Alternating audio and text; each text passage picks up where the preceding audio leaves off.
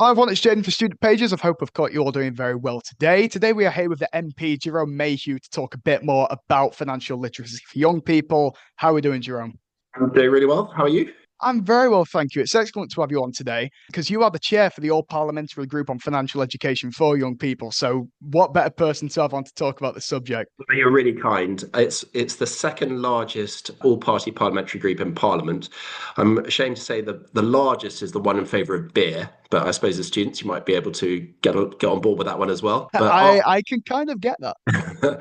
after beer, we are the largest all-party group, and there's no real party politics in this. I'm a Conservative, but a lot of the members are Labour, Lib Dem, all sorts. The vice chair is Lord Blunkett, David Blunkett, who you may remember, and Tony Blair's government was a cabinet minister. So all of us brought together by a desire to improve personal finance training for young people, because if you're like me, you won't have got any education about all those kind of things, which as you become a grown up are really important. And too often we cock it up and make big mistakes that have huge implications for us right throughout our lives because we didn't know any better. No, absolutely. It's such an important thing to tackle. And, in the education system as it stands, it's just not there. We don't have that. So, I mean, for you, then, what was the key motivator in taking an active interest in youth financial literacy? And what was sort of the kickoff point for yourself to join this concept? Well, I became a politician in 2019. Before that, I ran a business, and I'm a parent. I've got three children who are now between 16 and 21 years old.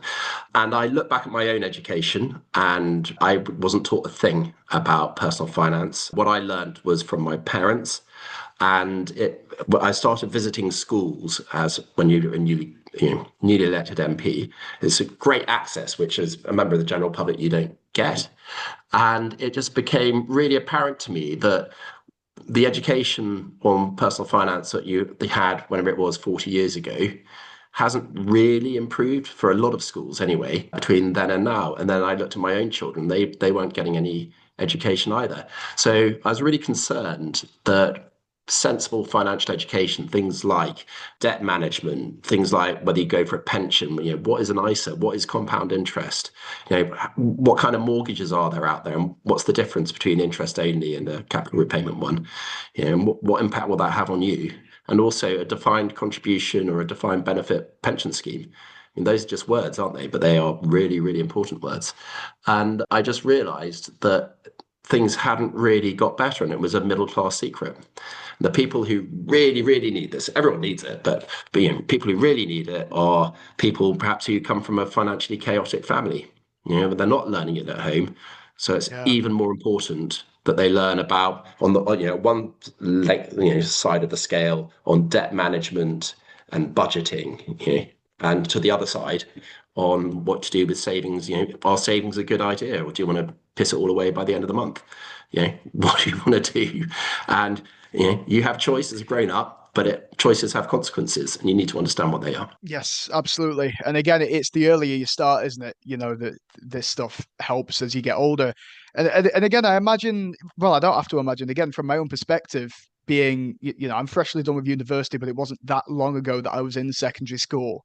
And, there was absolutely no talk of any of what you just mentioned. The only reason I actually understand what you've just spoken about is because of the other people involved in financial literacy that I've spoken to doing these interviews. I didn't know anything myself, and it's terrifying, really, isn't it, when you Okay, realize these are such so key things. yeah, look at you. I mean, how old are you now? You've got 23, I'm 24, 21. 21. If you start, the difference between starting a pension age 21 when you're on the national minimum wage and you're getting the minimum employer contribution.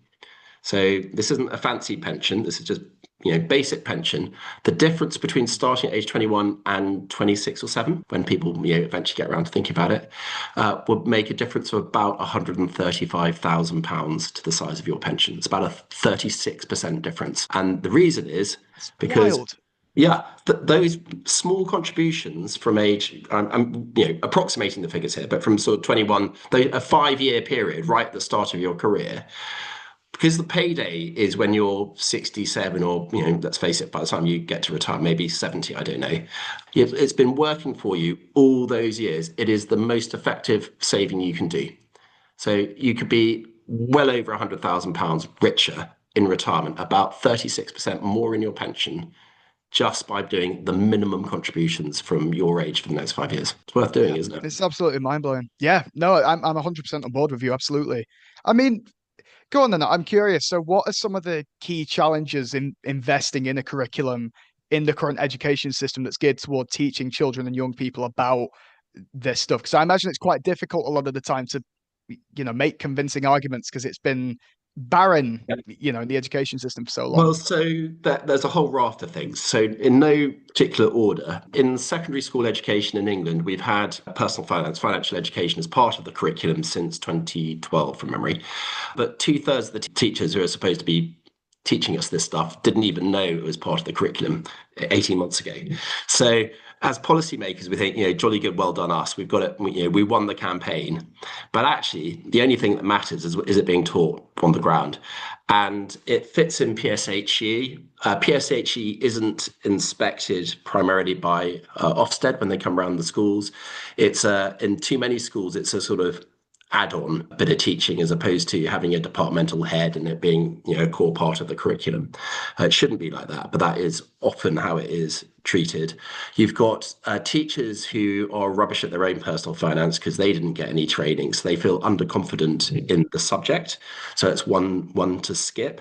There's every single financial organization you can think of with its ESG program thinks, oh yeah, financial education, financial literacy, this is brilliant.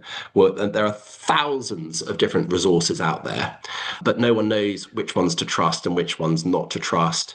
There's a bit of, some teachers don't like having commercial organizations within the school environment and others don't mind it. So there's a bit of inequality there. So we need a common version of the truth. And I've got the Oak Academy. Do you remember the Oak Academy in COVID times? They're the ones who created all those Yes, yeah. online lessons. They're now an arm's length body of the Department of Education.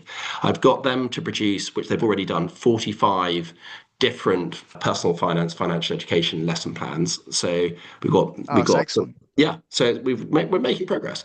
So that's really good. The big banks and other financial organizations are really keen to put together a kind of white cover training document so that we're not competing and it doesn't have their logos splashed all over it. So there's progress there. There's a review of the curriculum which the government's undertaking at the moment, which will report back in October. And we're very keen to raise the importance of financial literacy. The problem that you've always got is that the teachers tell us, and with reason, that the day is really busy. Don't add in something unless you're prepared to take something else out. So it's not cost free, and you've just got to work out how you can, perhaps using the same what we've currently got in the curriculum, which is, for example, we've got a maths GCSE, which the vast majority of people take. I've been working with the 4 examining bodies, saying, well, look, even if you didn't change the curriculum, what can you do with the current curriculum?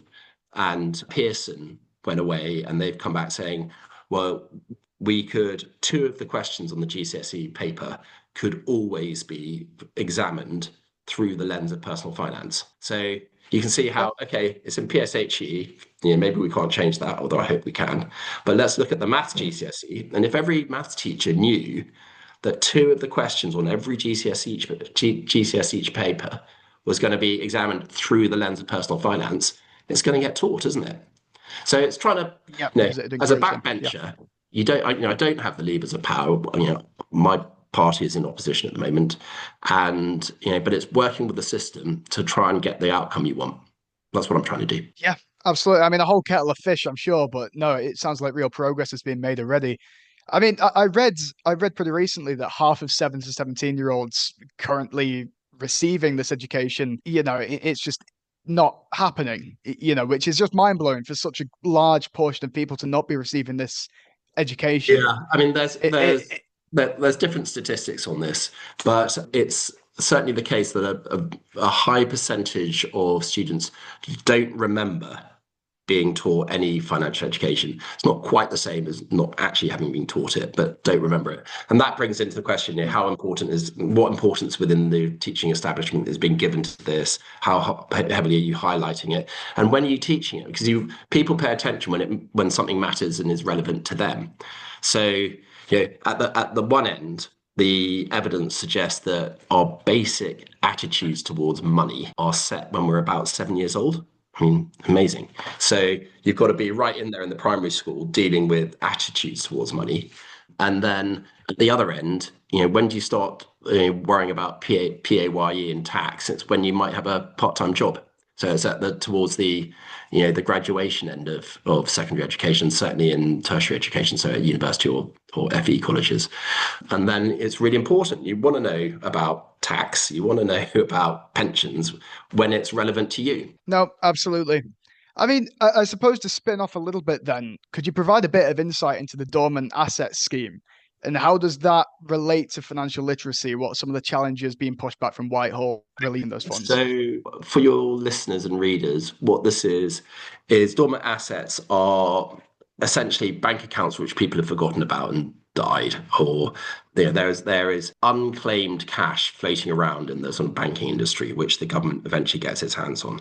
It's called a dormant asset. And the government then works out, rather than it going off back into the general treasury pot, they've allocated it into 4 groups, one of which is loosely speaking, financial education. And you've tested me. I think it's about 138 million quid. It's quite a lot of money, although I don't have the figures directly in front of me. Huge sum. And it's the government's handed that on to an organisation called Fair for Finance, I think it's called, and it's up to them how they then distribute it.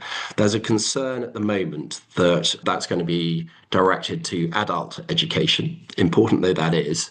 We think that we need to be getting people younger, or we should be doing both, obviously, but that it's important that young people get a chunk of that cash to help fund some of the things I've been talking about earlier. And my latest meeting was with a government minister last week about this to encourage the right approach. And to be fair to them, I think they're listening, but you will find out in a few weeks' time. I mean, you've actually mentioned something interesting there that I was going to bring up about financial education in like the primary education sectors. I mean, as far as I'm aware, there's a lot of objections being put forward to teaching at such a young age, but I can't personally understand that because I see it as a win-win scenario for society as a whole. So. I mean, it's been part of the primary curriculum in Scotland and Northern Ireland for years, for about 10 years. So it's not that there aren't resources or that this is a wholly novel approach to education. It just isn't.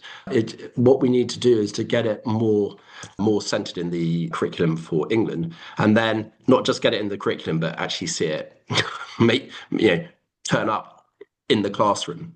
Because as we discussed 20 minutes ago or 10 minutes ago, that's not always the case. And I think what it is when we're learning about money, there's some really interesting changes in attitudes. Because when I was a child, when I was a boy, you learnt money, counting. You learnt how to count with coins. And so there's a link between physical money and arithmetic, and it was all natural. But for somebody growing up now, let's say they're 5 or 6 now, they may hardly have seen a coin or even paper money, because we're all on our phones, aren't we, or with your cards, but Apple Pay or the equivalent.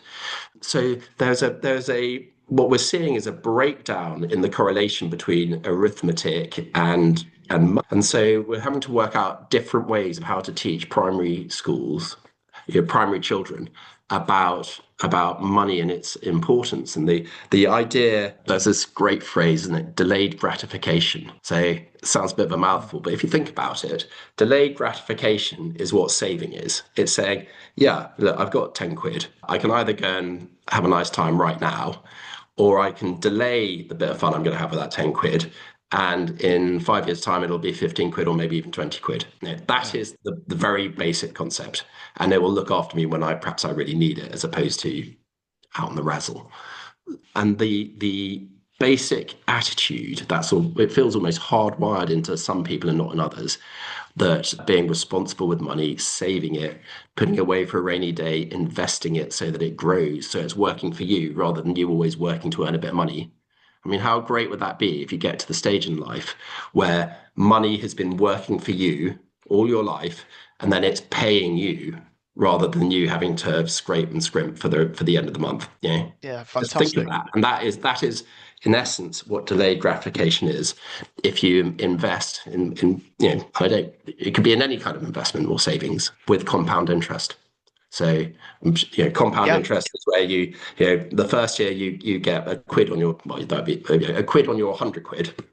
And then the next year you get interest on £101, and the next year you get interest on £103, and then interest on, and it gets bigger and bigger and bigger. And it's like a hockey stick, Yep. just like, remember during COVID, when we used to watch telly and see all those graphs about how the virus spread and the Yes. rate of replication, the R rate, and it was it would go, wouldn't do anything, tiny, tiny, tiny, and then suddenly it would go like a hockey stick. Yep. Okay, that is Hmm. compound interest. That is exactly what Yeah. compound interest does. Doesn't you feel, oh guys, I haven't used that 100 quid for a year, and all I've got is a couple of quid to show for it. What's the point? But 30 years down the line, bang, because it's suddenly Yeah. got big, and that's what we got to with unless you're planning on kicking the bucket at 35, which I hope you're not. We've got to think about the future. And this is what it does. I Yeah, mean, no active plans no one told me personally. this. No one told me this. And I'm 55 and I'm sort of working it out as I go along. Yeah, Madness. and you're wishing you knew. Yeah, yeah. Yep. No, absolutely. I mean, something I'm curious about then, has there actually been any consideration given for rewriting the curriculum in its entirety with a focus more on, AI, financial literacy, web development, languages as sort of the core fundamentals, and then mathematics and sciences building around those? Or is that So very far the off currently? The government is undertaking a full curriculum review right now, and it reports back in October. I can't Right. speak for the government, I speak for the opposition, but they'll be looking at the curriculum more widely. But I'm not sensing that their appetite is for a wholesale relook at what the concept of education is. And I personally wouldn't want them to chuck out the baby with the bathwater, but I just do think it's odd that I know a ton more about Oxbow Lakes and how they're formed than I do about any kind of financial, personal finance. And Oh, I although, relate to that. Oh my yeah, I can remember goodness. Oxbow Lakes, Yeah. which I love. I love that I know Yeah, about of Oxbow course I Lakes. can. Yeah, but Yeah. and it is really interesting. But in the big scheme of things, I'd also like to know about pensions and savings And and again, budget. I know it's an obvious and reoccurring argument to make, but again, it is a case of, I remember in school, you're constantly told you will use this stuff in life. And don't get me wrong, I'm not miles away out of secondary school, but there's so much I learned that I simply haven't used. Like, again, like the geography stuff, if you're going into that career, totally understood. But again, as somebody who never really had any intentions of going into geography, what am I doing with that information that I spent so long learning? My take on that is I'm a defender of knowledge for its own sake. I think there is something wonderful about having a rounded education and being able to look out the window on a train and understand the environment through which you're traveling. So I am backing geography, physical geography, and there are loads of great things. And one of my children has done a whole load of classical civilization now. On the what does that put food on the table? No, it doesn't. But does that give you the basis on which our Western civilization is founded? And does it give you a greater level of understanding of the society in which we currently live? Yeah, it does. And I think that's brilliant too. But let's not have a false dichotomy here where it's either we learn about Oxbow Lakes or we learn. You can do a bit of both. And I just think we've got the balance a bit wrong and that we're excluding something which is really, really important to everyone and should be really important to politicians. So I'm going to put my proper politician's hat on here because the government doesn't have much money. All right. We've got an aging population, whichever party is in power. We've got an aging population, which is going to be much more expensive, at least for the next 15 years, on social care, on the NHS, and all the stuff that really costs a ton of money. Plus, we need to spend more on defence. So, whatever government's in power is going to be short of cash. So, why not have something which in government terms is free. Education, we're already paying for the teachers, we're already paying for the buildings, people already go to school. That over a period of 20 or 30 years could have a profound effect on how many people have recourse to the state, to the welfare system, because they haven't made good economic choices throughout their life. They've done stupid things and they're reliant on benefits as a result. Even if we made a 5% difference to people's approaches to how they use their own money, how responsible they are with their own finances, that pays the government back by billions in 15, 20 years' time. So, why wouldn't you do it? It's one of the best things Yeah. that a Chancellor of the Exchequer could do. Does seem a no-brainer. Yeah. Yeah. In fact, it's funny. I was going to ask about the Chancellor. In light of the 2029 OECD program for international student assessment on financial literacy, has there been any positive action toward joining the scheme, or can you tell our student readers more about what that Yeah. program I mean, specifically is about? yeah, so this is PISA, the PISA scheme. And we've done really well under the Conservative government. The reforms which we put into education, which weren't very popular at the time, but the result has been we've shot up the international tables for reading and writing, and maths and sciences. That's excellent. They weren't adopted in, because Labour ran Wales. This is me being party political, but it's fair enough. They weren't adopted in Labour run Wales and in the SNP run Scotland, and they've gone backwards. The SNP to such an extent that they've stopped collecting the data, and Wales that they've just gone backwards. Whereas England, we're now the best readers in of developed country in Europe. So Wow. so there is good stuff there because fundamentally you get what you measure. And the idea about PISA is that you can apply in 2029 to join PISA and financial literacy. And I raised that with the government, I had meetings with the civil servants who are the ones who do these kind of long-term plans, and it's pretty positive. I thought that it doesn't cost that much. It's about £300,000 to join up to this scheme. I got banks to say they'd fund it, so it wouldn't cost the government a penny. In an annoying government way, they've said, no, we can't take your money, and we'll all be a bit sort of coy about whether we're going to do it. And you just think, oh, Of course, they why? have. Why? Someone else, someone comes up to you and says, there's this really good thing, and I'll pay for you. I'd say thank you very much. Who do I send the thank you letter to? But government said no, they have to do it their own way. Which okay, they haven't committed to it, but the noises are modestly positive. But it's one of those, again, no-brainer things. If you think this is important, let's start measuring it.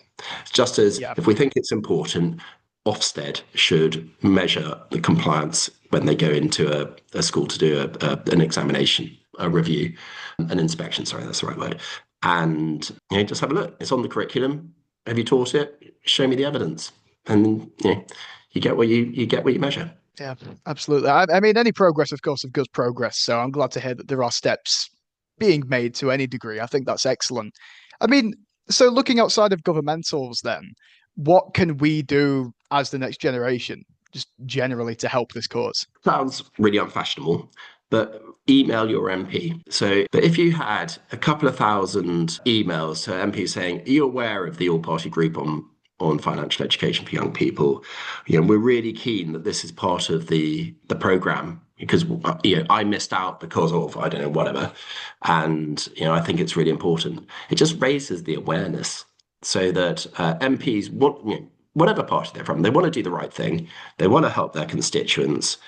Often, because we're generalists, we're not specialists. We're sent here, to deal with a whole plethora of issues. We can't be brilliant at all of them. So you want to know what your constituents actually think. Not some campaign group, not 38 Degrees, which doesn't someone puts in their postcode and somebody else writes a template email. That's not impressive. What is impressive if someone generally writes to you with their own experience. I, for one, sit up and take notice. And I'm sure lots of other MPs will. So just raising the profile, make decision makers realise that this is a real problem, but with an easy-ish solution. That's what we need. Yeah, of course, because again, they'll listen, won't they? If the voices are there, if the demand is there, that they'll be given realistically no choice. It's like enough people complain about something, eventually they're going to have to listen. I mean, so again, on somewhat related to the topic, how do you actually explain complex financial concepts to individuals who don't have that knowledge? How do you even start to explain this huge, scary world? Well, look, I'm not an educator. I'm a politician. So the first lesson would be don't take it from me. Take it from someone who's good at the education thing. I think we all live up. We all know our lived experience, don't we? We all know what's important to us at whatever stage in life that we're at. So I think you need to have age appropriate education, at each stage. So, if you're at primary school, it's about very basics idea of budgeting, what money is, where it comes from, what you can do with it. But just to get a healthy approach to money at the start. As you get a bit older, we start talking about budgeting and the beginning of the concepts of debt and debt management, particularly for people who come from financially chaotic households. I think that's something we haven't focused a huge amount on in this conversation, but it's really, really important. Middle class, employed, working class, well, these are all archaic phrases, but people who've got a family background which has got good role models for money are going to be, it may not be brilliant, but they're likely to be sort of okay. The people who are really not going to be okay, or where all the odds are stacked against them, are from people who come from financially chaotic backgrounds through obviously through no fault of their own. So we really need, particularly in secondary education, to focus on that cohort, so that they get given tools in school which they're not given at home. And then, as I said earlier, as you start moving in that kind of grey area from education towards employment, maybe part-time to begin with and then full-time, the problems you have there, they change, don't they? Your challenges. And so the education needs to deal with the practical help that you can get. Starting a pension early, Yep. saving, getting interest on your savings. If you've got it, budgeting again, avoiding debt, all the good stuff that you're learning about now. Yeah. So you'd say that avoiding debt, starting a pension, they're sort of some of the things we can do now to avoid mistakes further down the line. Because I imagine, I don't think there's ever going to be a point of no return for a lot of people, but I think if you're looking to avoid the mistakes as an adult, you believe that's what we should be doing now. Yeah, no, absolutely right. And there's a kind of a hierarchy of things you should do. So, get rid of debt first, because whatever Mhm. savings rate you're going to get, you're going to be paying more for debt. So absolutely get rid of debt first. And then, Mhm. look, I'm not a financial advisor, so I'm not going to give advice. But in my mind, there's a huge benefit in a pension because it's tax free. It works for you. There's a downside, which is that you can't get hold of it until you're 55. So I'm highlighting. I'm not a financial advisor. So pensions right up there, and then there's other forms of long term savings, which might be an equity ISA, or ISA is brilliant. Because it's a tax free wrapper. It's not as good as a pension, but it's still really, really good. And then there's loads of other things as well, which I won't know about because I'm not a financial advisor. But it's just getting the basics. The basics would make a huge difference. So, as opposed to almost wrap things up, then, are there any tools or resources that you recommend for students to get their head in the game early on? Is there anything that Uh, you know of that might be helpful with this gap that exists in education for the yeah, time being? I would go to the Oak Academy. So just Google it, and all these resources they're open source, so you don't have to be a teacher. You can just research it, and they've got, I think it's 45 different lessons, and just browse, go and have a look around, see what you think about that, and then there'll be.